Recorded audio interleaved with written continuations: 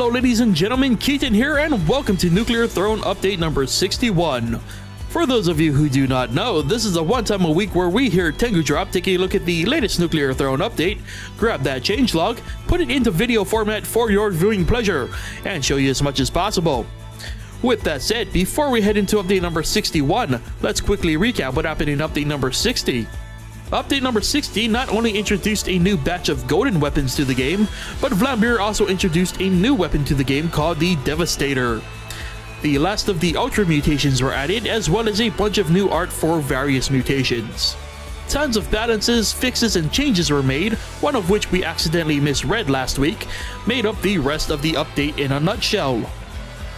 Now that we're all caught up, let's check out update number 61. We're starting this week's look with a minor spoiler, so consider this a warning. If you'd rather the new secret weapon added this week not be spoiled for you, click the annotation to jump forward. Final warning! This week Vlambeer has added a new secret weapon to the game. It's the Super Disc Gun?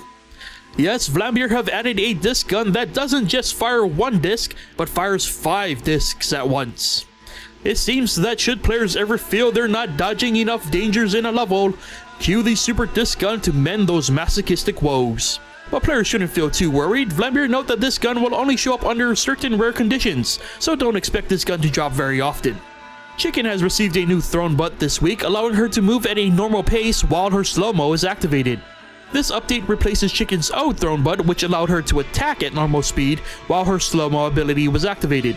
Players familiar with trips to the Crown Vault will notice a significant change to the level's art this week, including wall tiles and torch sprites. And players who feel the art just isn't doing it for them, don't worry, Vlambeer note that this will be worked on in the future. Finally, new character portraits were added to the main menu this week for fish, crystal, steroids, and robots. Now that we've checked out the latest additions for the week, let's check out the latest fixes and changes. The main focus this week seems to be on the changes to Low Hunter. Yes, the hot potato jumping flea known as Low Hunter has received some major changes to the way the character behaves in order to make the fight more of a challenge. In our time trying to fight the new Low Hunter, it was hard to determine what was actually changed, especially when surrounded by so much chaos. However, it feels like at the very least, Low Hunter is capable of withstanding much more damage and has a higher tendency to jump around and fire while fighting. Another notable change this week was made to the Crystal Spiders. As if going through somewhat of an identity crisis, the Crystal Spiders have once again changed their color and are now currently orange.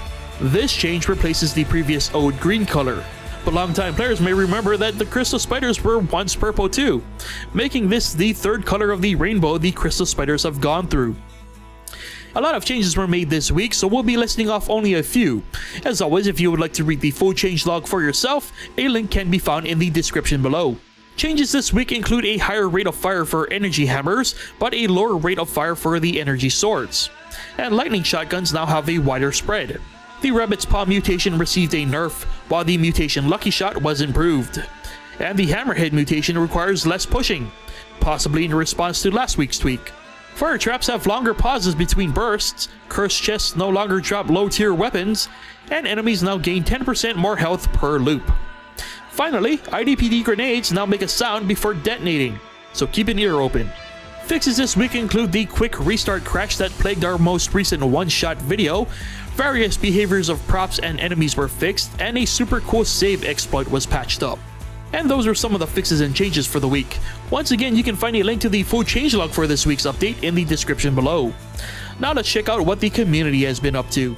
Last week, Steam user Solid issued the Distance Challenge, a rogue-centric challenge won by the possibly Goonies-inspired name One-Eyed Joe.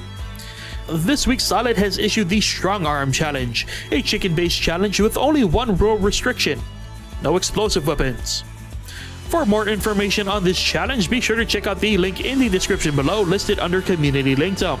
If challenges are too passe and live speedrunning tournaments are much more your thing, you may want to consider checking out the Nuclear Throne speedrunning tournament hosted by Steam user Smite.